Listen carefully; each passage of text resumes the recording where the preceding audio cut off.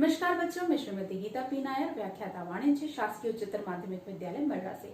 बच्चों, आज हम व्यवसाय अध्ययन के अध्याय 8 नियुक्तिकरण के अंतर्गत कर्मचारियों के चयन व चयन प्रक्रिया के संबंध में अध्ययन करेंगे। तो चलिए बच्चों, शुरू करते हैं हम कर्मचारियों का चयन। बच्चों, जैसे कि हमने अपने पूर्व अध्याय में पढ़ा कि किसी भी उद्योग या संस्था में जो रिक्त पद होते हैं, उन रिक्त पदों के लिए हम जो इच्छुक उम्मीदवार हैं, उन उम्मीदवारों को आवेदन देने के लिए आमंत्रित करते हैं, उन्हें प्रोत्साहित करते हैं। तो इस प्रक्रिया को हम भर्ती कहते हैं। क्योंकि हमने देखा कि भर्ती प्रक्रिया के अंतर्गत प्रार्थियों की संख्या काफी अधिक होती है। अब इन उम्मीदवारों में से जो प्रार्थी, जो उम्मीदवार उस संस्था के उस रिक्त पद के लायक है, योग्य है, उस योग्य व्यक्ति का उस पद के लिए क्या किया जाता है? चयन किया जाता है। तो अब हम कह सकते हैं बच्चों कि चयन का आशय होता है आवेदनों की बड़ी संख्या में से विभिन्न परीक्षणों द्वारा योग्य या सर्वश्रेष्ठ प्रार्थियों को पूर्ण निर्धारित संख्या में चुने जाने से है। कहने का तात्पर्य है कि जब प्रार्थियों की संख्या काफी अधिक होती है, इन अधिक प्रार्थियों की संख्या में से जो योग्य प्रार्थी है, जो उस पद के लिए योग्य है, उनका चयन प्रक्रिया जो होती है, उन चयन प्रक्रिया के माध्यम से विभिन्न परीक्षण कर योग्य उम्मीदवारों को क्या किया जाता है? चुना जाता है। अब बच्चों, जब भी हम किसी भी संस्था के अंतर्गत किसी कर्मचारी का चयन करते हैं, तो चयन करते समय काफी चीजों को हमें ध्यान में रखना चाहिए। तो ये ध्यान में रखने योग्य बातें ये है कि चयन करते समय हमें किसी भी व्यक्ति के जाति, लिंग, धर्म को आधार नहीं मानना चाहिए। दूसरा है, चयन जो है हमेशा एक अनुभवी चयनकर्ता के द्वारा ही किया जाना चाहिए। तीसरा है, चयन करते समय कोई भी पक्षपात की संभावना नहीं होनी चाहिए, यानी कोई पक्षपात नहीं होना चाहिए। चौथा है, जो चयन प्रक्रिया है वह संस्था की निर्धारित नीति के अनुरूप होनी चाहिए। पांचवा है, चयन नीति जो है वह सरल होनी चाहिए। और छठवां है, जब कोई जो चयन करता है, जब किसी चयनकर्ता जो है, जो उम्मीदवार जो है, उनसे अगर वो साक्षात्कार ले रहा है, तो साक्षात्कार लेते समय उस आवेदक को उसे निराश नहीं करना चाहिए। तो ये सारी बातें हैं बच्चों, जब किसी कर्मचारी का हम किसी संस्था में चयन करते हैं, तो ये सारी बातों को हमें ध्यान में रखना चाहिए। अब हम बात करेंगे बच्चों आगे कर्मचारियों के चयन की प्रक्रिया का, कि किसी भी उद्योग या संस्था में अगर किसी उम्मीदवार का हम चयन करते हैं रिक्त पद के लिए, तो उसकी भी एक प्रक्रिया होती है। तो ये प्रक्रिया आज हम समझेंगे। चयन प्रक्रिया में सबसे पहला आता है पूर्व परीक्षण। पूर्व परीक्षण जिसे प्री टेस्ट भी कहा जाता है। तो पूर्व परीक्षण तब लिया जाता है बच्चों जब प्रार्थियों की संख्या बहुत अधिक हो और जिन्होंने बहुत आवेदन भरा हो, तो उन उम्मीदवारों में से जो योग्य उम्मीदवार हैं उसका चयन किया जाता है। और प्री टेस्ट के पश्चात ही फिर जो योग्य उम्मीदवार है वह फिर मुख्य टेस्ट देता है। तो इस प्रकार से पूर्व परीक्षण के अंतर्गत जो प्रार्थी है, उम्मीदवार है, उनकी योग्यता का पहले क्या लिया जाता है? परीक्षण लिया जाता है। फिर उसके बाद दूसरा हम देखते हैं रिक्त आवेदन पत्र। रिक्त आवेदन पत्र में जो पूर्व परीक्षण के जो वांछित योग्य उम्मीदवार हैं, उनसे एक रिक्त आवेदन पत्र भराया जाता है। ये जो आवेदन पत्र है बहुत ही वैज्ञानिक और तकनीकी विधि से बनाया जाता है। तो इस रिक्त आवेदन पत्र में 3 बातें होती है। पहला है व्यक्तिगत जानकारी, जिसमें जो उम्मीदवार है उनका नाम, उनकी आयु, उनकी योग्यता संबंधी व्यक्तिगत जानकारी लिखी रहती है, जिसे उम्मीदवार को भरना पड़ता है। दूसरा है मनोवैज्ञानिक जानकारी। मनोवैज्ञानिक जानकारी के अंतर्गत उनकी रुचि किसमें है, उनकी हॉबी क्या क्या है, ये संबंधित जानकारी जो है मनोवैज्ञानिक जानकारी के अंतर्गत उम्मीदवार भरता है। और तीसरा है कार्य योग्यता संबंधी जानकारी। कार्य योग्यता संबंधी जानकारी में उस उम्मीदवार की सही में उस कार्य के प्रति कितनी रुचि है, इसकी जानकारी के लिए कार्य संबंधी जो जानकारी है उस आवेदन पत्र में रहता है, जिसे जो उम्मीदवार है वह भरकर देता है। तो इस प्रकार रिक्त आवेदन पत्र के द्वारा उम्मीदवार की व्यक्तिगत, मनोवैज्ञानिक और कार्य योग्यता संबंधी जानकारी भरी जाती है। इसके बाद तीसरा जो टेस्ट होता है, तीसरा जो परीक्षण है वो है मनोवैज्ञानिक परीक्षण। और इस मनोवैज्ञानिक परीक्षण के अंतर्गत 7 बिंदु परीक्षण लिया जाता है, मतलब 7 बिंदुओं पर टेस्ट लिया जाता है उम्मीदवार से। अब ये जो परीक्षण है, पहला है योग्यता परीक्षण। योग्यता परीक्षण के अंतर्गत यह उम्मीदवार से यह परीक्षण लिया जाता है कि सही में वह उस कार्य को करने के योग्य है या नहीं।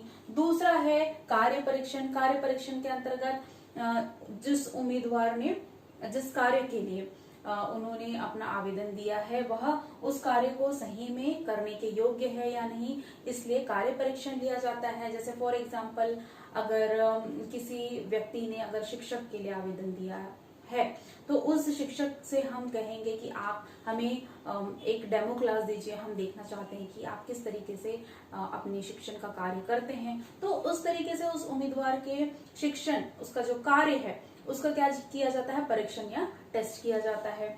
तीसरा है अभिरुचि परीक्षण। अभिरुचि परीक्षण के अंतर्गत जो उम्मीदवार को 25% ऐसे प्रश्न दिए जाते हैं जिसमें उनकी रुचि संबंधी टेस्ट लिया जाता है, और उस रुचि संबंधी परीक्षण में जो अभ्यर्थी है, जो उम्मीदवार है, उन्हीं 25% प्रश्न को हल करेगा जिसमें स्वाभाविकतः उसकी क्या होगी, रुचि दिखाई देगी। तो इस प्रकार से उनके अभिरुचि का टेस्ट लिया जाता है।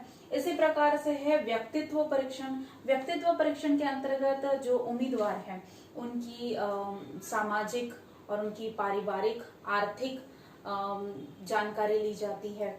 और इस प्रकार से जो 5वां टेस्ट है, जो 5वां परीक्षण है वो बुद्धि परीक्षण है।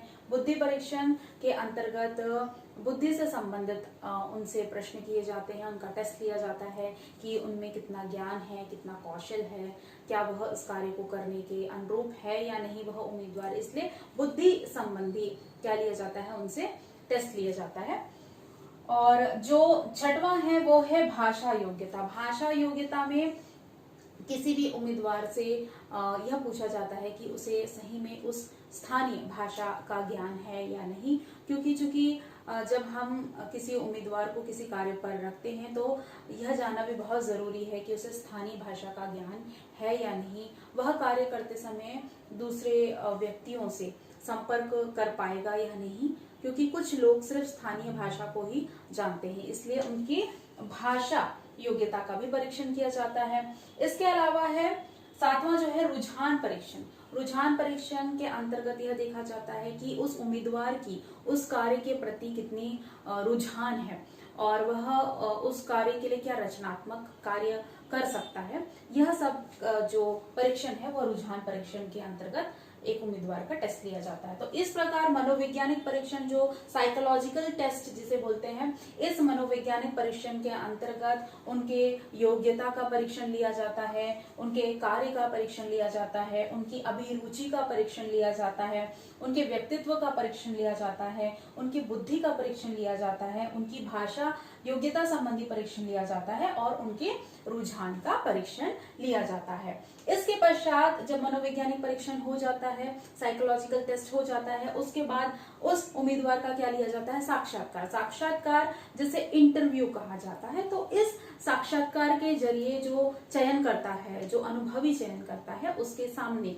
आवेदक को बिठाया जाता है और आमने सामने वो जो चयन करता है और वो आवेदक हैं उनके बीच में तर्क वितर्क होता है, विचार विमर्श होता है, और जो अनुभवी चयन करता है वह ये जानने की कोशिश करता है कि उस आवेदक की सही में योग्यता कितनी है, कितना उसका बुद्धि कौशल है, क्या उसे इस पद पर हम नियुक्त करेंगे तो वह आगे भविष्य में अच्छा कार्य कर पाएगा नहीं।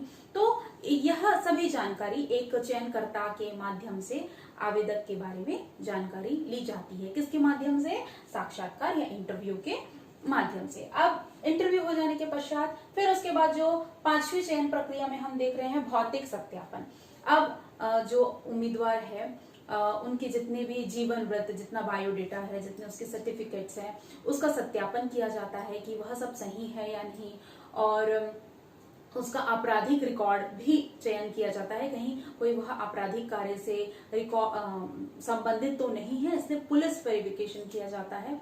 और तत्पश्चात चरित्र प्रमाण पत्र के लिए अगर वह पूर्व में कहीं कार्य कर चुका है तो उनके नियोक्ता से चरित्र प्रमाण पत्र, चरित्र के संबंध में उस उम्मीदवार के बारे में जानकारी ली जाती है, या कोई ऐसे व्यक्तियों के नाम बताने बोला जाता है उस उम्मीदवार को जिसे वह व्यक्तिगत रूप से जानता है। तो उस उम्मीदवार ने जो नाम दिए हैं उनसे व्यक्तिगत रूप से छानबीन की जाती है कि उस व्यक्ति का चरित्र कैसा है, जिसे हम अपने उद्योग या संस्था में क्या देना चाहते हैं, नौकरी देना चाहते हैं। तो इस प्रकार से भौतिक सत्यापन किया जाता है उसके सारे सर्टिफिकेट्स का, अंक सूची का और उसके चरित्र का। उसके पश्चात छठवां है शारीरिक परीक्षण। शारीरिक परीक्षण के अंतर्गत यह देखा जाता है कि जिस उम्मीदवारों का हमने चयन किया है वह उम्मीदवार शारीरिक रूप से स्वस्थ है या नहीं, कहीं कुछ उसे कहीं ऐसा रोग तो नहीं जिसके कारण दूसरे कर्मचारियों को आगे भविष्य में संकट समस्या का सामना करना पड़ जाए। इसलिए उनका शारीरिक परीक्षण लिया जाता है कि वह कार्य के लिए पूरी तरीके से क्या होने चाहिए, स्वस्थ होने चाहिए, उन्हें कोई भी गंभीर बीमारी नहीं होनी चाहिए। इसके पश्चात जो सातवां है वह नियुक्ति पत्र जारी करना। तो नियुक्ति पत्र के अंतर्गत जो नियोक्ता है वह उम्मीदवार को नियुक्ति पत्र देगा कि भाई अब आप इस संस्था में आप आ सकते हैं, आपकी नियुक्ति हो चुकी है और आपका वेतन संबंधी जानकारी उसमें दिया जाएगा। आपके ये भी बताया जाएगा कि आपको 2 साल तक हम परिवीक्षा अवधि में रखेंगे, उसके पश्चात हम आपको स्थायी करेंगे। तो इस प्रकार कार्य नियुक्ति पत्र जब जारी किया जाता है तो उस संस्था से संबंधित जितनी भी जानकारी है, वो जिस पद पर उसकी नियुक्ति की जा रही है, उससे संबंधित क्या क्या शर्तें हैं, वेतन है, वो सब जानकारी जो है इस नियुक्ति पत्र में लिखा होता है। और इसके पश्चात जो 8वां लास्ट जो चयन प्रक्रिया की सीढ़ी है वह कार्य पर नियुक्ति। जब ये सारी प्रक्रिया संपन्न हो जाती है उम्मीदवार की, तब आखिरी में उस व्यक्ति की उस संस्था में क्या कर दी जाती है, नियुक्ति की जाती है कि अब आप इस दिनांक से हमारी संस्था को क्या कर सकते हैं, ज्वाइन कर सकते हैं। तो ये है बच्चों, इस प्रकार से है चयन प्रक्रिया, जिसके अंतर्गत पूर्व परीक्षण लिया जाता है, रिक्त आवेदन पत्र भराया जाता है, उनका मनोवैज्ञानिक परीक्षण लिया जाता है, उम्मीदवार का उनका साक्षात्कार लिया जाता है, भौतिक सत्यापन होता है, शारीरिक परीक्षण किया जाता है, नियुक्ति पत्र जारी किया जाता है और आखिरी में उस उम्मीदवार की कार्य पर क्या की जाती है, नियुक्ति की जाती है। तो इस प्रकार से एक उद्योग या संस्था को एक योग्य कर्मचारी उस पद के लिए मिल जाता है। बच्चों, नियुक्तिकरण अध्याय के अंतर्गत आपको अति लघुत्तरीय का 1 अंक का 1 प्रश्न पूछा जाएगा, लघुत्तरीय प्रश्न का 3 अंक का 1 प्रश्न पूछा जाएगा और लघुत्तरीय प्रश्न का ही 4 अंक का 1 प्रश्न पूछा जाएगा। तो बच्चों, आज जो हमने टॉपिक पढ़ा उससे संबंधित अभ्यास के प्रश्न है। पहला है, खालिस्तान में योग्य तथा अयोग्य कर्मचारियों का निर्णय लिया जाता है। दूसरा है, चयन प्रक्रिया का अंतिम चरण क्या है। तीसरा, चयन का क्या अर्थ है। और चौथा, कर्मचारियों के चयन की प्रक्रिया की व्याख्या कीजिए। तो बच्चों, आज जो हमने नियुक्तिकरण अध्याय के अंतर्गत जो चयन का अर्थ व चयन की प्रक्रिया को समझाया मैंने, वो आपको समझ में आ गया होगा। धन्यवाद बच्चों।